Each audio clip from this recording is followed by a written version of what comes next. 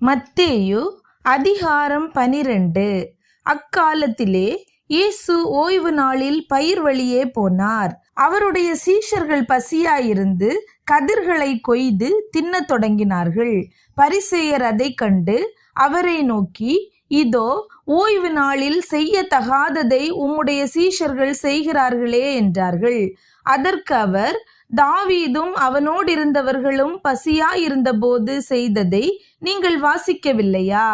அவன் தேவனுடைய வீட்டில் பிரவேசித்து ஆசாரியர் தவிர வேறொருவரும் புசிக்கத்தகாத தேவ சமூகத்து அப்பங்களை தானும் தன்னோடிருந்தவர்களும் புசித்தார்களே. அன்றியும் ஓய்வு நாட்களில் ஆசாரியர்கள் தேவாலயத்தில் ஓய்ந்திராமல் ஓய்வு நாளை வேலை நாளாக்கினாலும் குற்றமில்லாதிருக்கிறார்கள் என்று நீங்கள் வேதத்தில் வாசிக்கவில்லையா? தேவாலயத்திலும் பெரியவர் இங்கே இருக்கிறார் என்று உங்களுக்கு சொல்லுகிறேன். பலியை அல்ல, இரக்கத்தையே விரும்புகிறேன் என்பதின் கருத்து இன்னதென்று அறிந்தீர்களானால் குற்றமில்லாதவர்களை நீங்கள் குற்றப்படுத்த மாட்டீர்கள். மனுஷகுமாரன் ஓய்வு நாளுக்கும் ஆண்டவராயிருக்கிறார் என்றார்.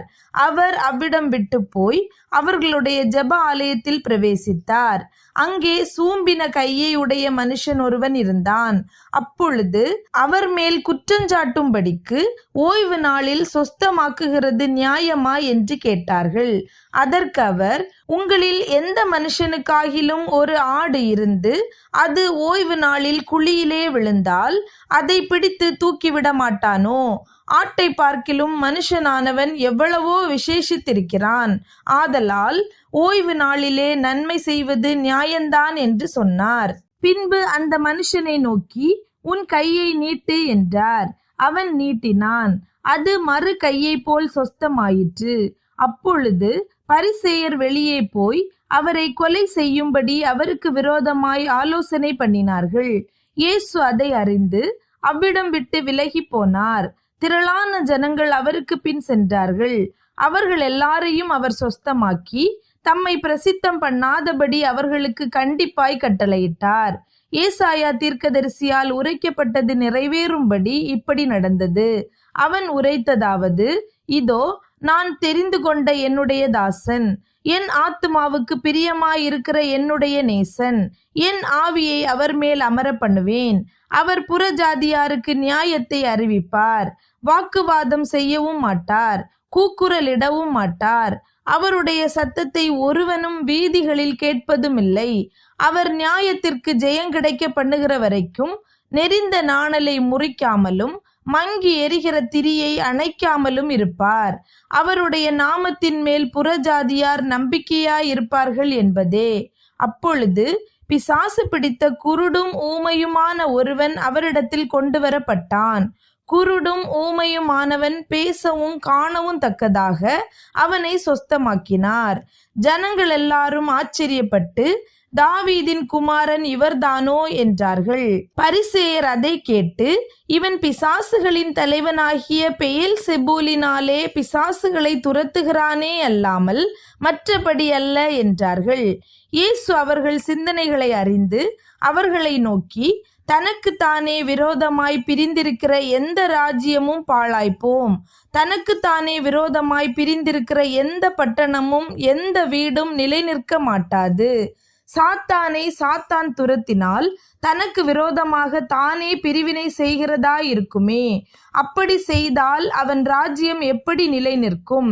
நான் பெயல்செபூலினாலே பிசாசுகளை துரத்தினால் உங்கள் பிள்ளைகள் அவைகளை யாராலே துரத்துகிறார்கள்? ஆகையால் அவர்களே உங்களை நியாயம் தீர்க்கிறவர்களாயிருப்பார்கள். நான் தேவனுடைய ஆவியினாலே பிசாசுகளை துரத்துகிறபடியால் தேவனுடைய ராஜ்யம் உங்களிடத்தில் வந்திருக்கிறதே. அன்றியும் பலவானை முந்தி கட்டினால் ஒழிய பலவானுடைய வீட்டுக்குள் ஒருவன் புகுந்து அவன் உடைமைகளை எப்படி கொள்ளையிடக்கூடும்? கட்டினானேயாகில் அவன் வீட்டை கொள்ளையிடலாம். என்னோடே இராதவன் எனக்கு விரோதியாயிருக்கிறான். என்னோடே சேர்க்காதவன் சிதறடிக்கிறான். ஆதலால் நான் உங்களுக்கு சொல்லுகிறேன், எந்த பாவமும் எந்த தூஷணமும் மனுஷருக்கு மன்னிக்கப்படும். ஆவியானவருக்கு விரோதமான தூஷணமோ மனுஷருக்கு மன்னிக்கப்படுவதில்லை. எவனாகிலும் மனுஷகுமாரனுக்கு விரோதமான வார்த்தை சொன்னால் அது அவனுக்கு மன்னிக்கப்படும். எவனாகிலும் பரிசுத்த ஆவிக்கு விரோதமாக பேசினால் அது இம்மையிலும் மறுமையிலும் அவனுக்கு மன்னிக்கப்படுவதில்லை. மரம் நல்லதென்றால் அதன் கனியும் நல்லதென்று சொல்லுங்கள். மரம் கெட்டதென்றால் அதன் கனியும் கெட்டதென்று சொல்லுங்கள். மரமானது அதன் கனியினால் அறியப்படும். விரியன் பாம்பு குட்டிகளே, நீங்கள் பொல்லாதவர்களாயிருக்க நலமானவைகளை எப்படி பேசுவீர்கள்? இருதயத்தின் நிறைவினால் வாய் பேசும். நல்ல மனுஷன் இருதயமாகிய நல்ல பொக்கிஷத்திலிருந்து நல்லவைகளை எடுத்து காட்டுகிறான். பொல்லாத மனுஷன் பொல்லாத பொக்கிஷத்திலிருந்து பொல்லாதவைகளை எடுத்து காட்டுகிறான். மனுஷர் பேசும் வீணான வார்த்தைகள் யாவையும் குறித்து நியாய தீர்ப்பு நாளிலே கணக்கொப்புவிக்க வேண்டுமென்று உங்களுக்கு சொல்லுகிறேன்.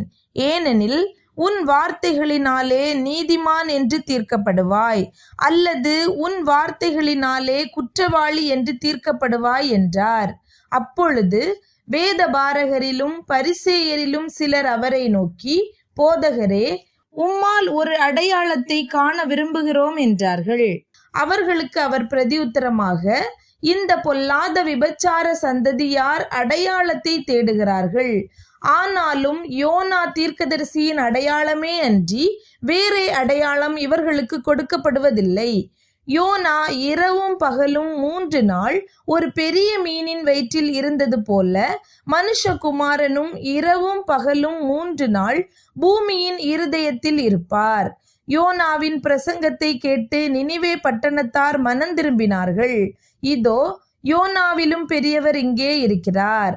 ஆதலால் நியாய தீர்ப்பு நாளிலே நினிவே பட்டணத்தார் இந்த சந்ததியாரோடு எழுந்து நின்று இவர்கள் மேல் குற்றம் சுமத்துவார்கள். தென் தேசத்து ராஜஸ்திரீ பூமியின் எல்லைகளிலிருந்து சாலோமோனுடைய ஞானத்தை கேட்க வந்தாள். இதோ, சாலோமோனிலும் பெரியவர் இங்கே இருக்கிறார். ஆதலால் நியாய தீர்ப்பு நாளிலே அந்த ராஜஸ்திரீ இந்த சந்ததியாரோடு எழுந்து நின்று இவர்கள் மேல் குற்றம் சுமத்துவாள். அசுத்த ஆவி ஒரு மனுஷனை விட்டு புறப்படும் போது வறண்ட இடங்களில் அலைந்து இளைப்பாறுதல் தேடியும் கண்டடையாமல், நான் விட்டு வந்த என் வீட்டுக்கு திரும்பி போவேன் என்று சொல்லி அங்கே வந்து அந்த வீடு வெறுமையாகவும் பெருக்கி ஜோடிக்கப்பட்டதாகவும் இருக்க கண்டு திரும்பி போய் தன்னிலும் பொல்லாத வேறு 7 ஆவிகளை தன்னோடே கூட்டிக் கொண்டு வந்து உட்புகுந்து அங்கே குடியிருக்கும். அப்பொழுது அந்த மனுஷனுடைய முன் நிலைமையிலும் அவன் பின் நிலைமை அதிக கேடுள்ளதாயிருக்கும். அப்படியே இந்த பொல்லாத சந்ததியாருக்கும் சம்பவிக்கும் என்றார். இப்படி அவர் ஜனங்களோட பேசுகையில் அவருடைய தாயாரும் சகோதரரும் அவரிடத்தில் பேச வேண்டுமென்று வெளியே நின்றார்கள்.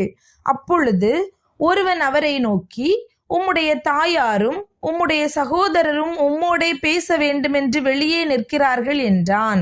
தம்மிடத்தில் இப்படி சொன்னவனுக்கு அவர் பிரதியுத்தரமாக, என் தாயார் யார், என் சகோதரர் யார் என்று சொல்லி தம்முடைய கையை தமது சீஷர்களுக்கு நேரே நீட்டி, இதோ, என் தாயும் என் சகோதரரும் இவர்களே. பரலோகத்தில் இருக்கிற என் பிதாவின் சித்தத்தின்படி செய்கிறவன் எவனோ அவனே எனக்கு சகோதரனும் சகோதரியும் தாயுமாய் இருக்கிறான் என்றார்.